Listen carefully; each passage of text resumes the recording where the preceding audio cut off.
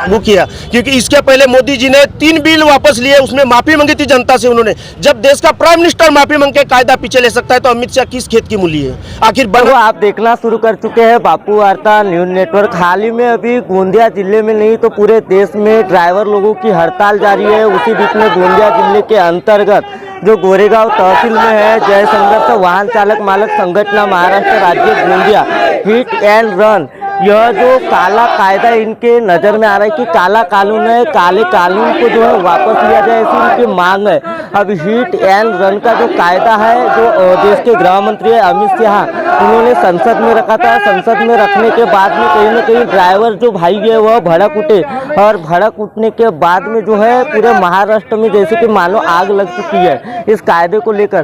तो दर्शकों आइए जानने का प्रयास करते हैं क्या बताना चाहते हैं। तो काला कायदा जो लागू किया है हमारे हिटलर शाही में हमारे अमित जी शाह, इन्होंने काला कायदा जब लागू किया तो इन्होंने ना ड्राइवर की परवाह किया, कोई चालक की परवाह किया, ना कोई मालक की परवाह किया। आखिर ये काला कायदा किस इन्होंने विचार में काला कायदा लागू किया, ये हमारा पूछने का उनको एक नतीजा है।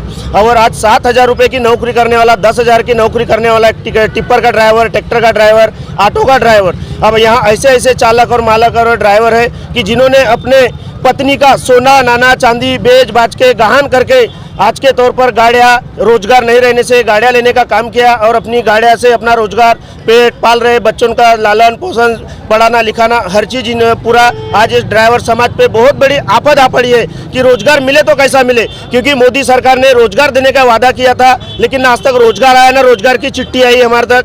इसलिए हर चालक आज रास्ते पे उतरकर अपने हक की लड़ाई लड़ रहा है। और इसके बाद आज जब इन्होंने ये कायदा पारित किया तो हमारा एक ही विषय है कि जब आपने कायदा पारित किया तो आपने जब ये कायदा पारित करते समय सारी चीज़ों का विचार करके जब कायदा पारित किया तो आपको एक चीज़ का भी ध्यान रखना था कि ड्राइवर सुरक्षा कायदा ये भी लागू करना था, ताकि जैसा कोई एक्सीडेंट हो गया, कुछ हुआ तो पहले वो जो तो मर गया समझो, कोई गाड़ी में आ गया, उसको बचाने के चक्कर में कोई जाता नहीं, पहले ड्राइवर को उतार के मारते हैं। तो इसी के कारण कि ड्राइवर को ये डर लगता है कि वो तो एक्सीडेंट हो ही गया मेरे हाथ से, क्योंकि अब जब तकलीफ हो गई तो लोग पहले गाँव वाले क्या करते हैं कि ड्राइवर को मारना पीटना ये चीज़ है, इसलिए ड्राइवर अपनी गाड़ी छोड़ के भागता है। नहीं तो ड्राइवर एक गाड़ी से अपनी मुंगी मारने का भी विचार नहीं करता तो आदमी को क्या मारेगा। ये बात अमित शाह जी को समझना चाहिए, मोदी जी को समझना चाहिए कि जिस गाड़ी पे पीछे अमित शाह जी बैठते हैं उस गाड़ी का भी चालक एक ड्राइवर है। उनको ये चीज़ों का ध्यान रख के सारी चीज़ें करना चाहिए और एक ड्राइवर सुरक्षा कायदा जल्द से जल्द शुरू करना चाहिए। और जब तक ड्राइवर सुरक्षा कायदा लागू नहीं होता ये हमारा मोर्चा आंदोलन हमारा ये अनिश्चितकालीन चलते रहेगा।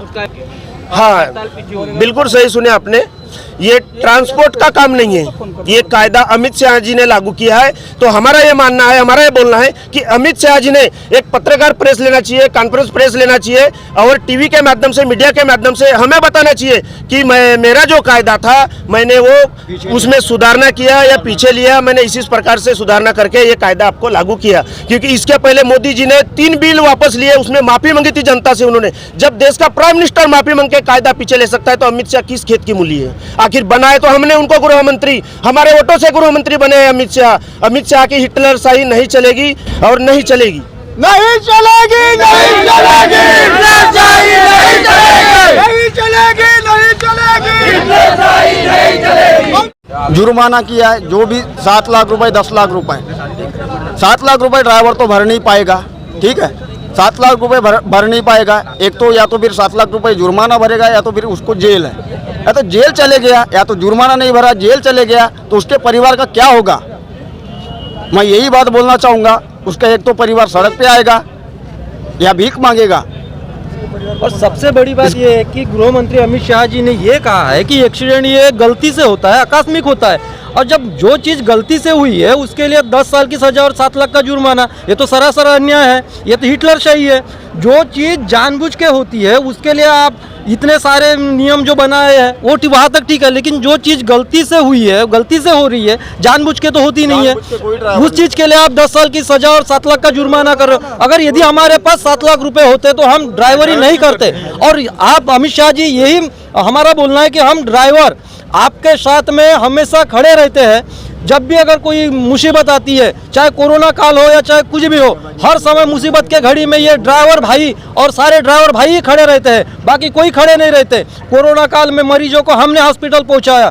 आज भी गांव में जब तबीयत खराब होती है तो मरीजों को हम बिना पैसे लिए छोड़ देते हैं। इतनी सारी हम सेवाएं मुफ्त में देने के बावजूद आज आप लोगों ने जो ये कानून बनाया है, इस कानून से ड्राइवर सरासर मरे जा रहा है और मरने वाला है। इसलिए हमारी ये मांगे है कि ये कायदा वापस लो और जल्द से जल्द लो, वरना ये जो फैसला ड्राइवर हित में हो, ड्राइवर हित में फैसला हो और सुरक्षा कायदा जल्द से जल्द लागू हो, ड्राइवर को लिए लागू हो। और नहीं हुआ और इसके ऊपर आप एक्शन नहीं ले रहे तो फिर ये मोर्चा हमारा आंदोलन चलता ही रहेगा। तो दर्शकों, आपने देखा किस तरीके से अमित शाह मुर्दाबाद के नारे भी गूंज उठे, शासन प्रशासन के खिलाफ भी मुर्दाबाद के नारे गूंज उठे। नारे गूंज उठने के बाद में जो है कि कहीं ना कहीं देश के जो ड्राइवर भाई है वह अपनी मांगों को लेकर रास्ते पर उतर रहे, धरना प्रदर्शन कर रहे। कहीं ना कहीं देखा जाए तो देश की जो आयात निर्यात स्थिति है वह भी गंभीर होती हुई नजर आ रही है। तो दर्शकों, ऐसे में अब क्या होता है क्या नहीं, और अगले पार्ट में बहुत जल्द हम आपसे मिलेंगे और रूबरू कराएंगे ड्राइवर चालक भाइयों से। तब तक के बने रहिए, हमारे चैनल को सब्सक्राइब कर बेल आइकन पर प्रेस कीजिए। गोंदिया से देवेंद्र दमाए।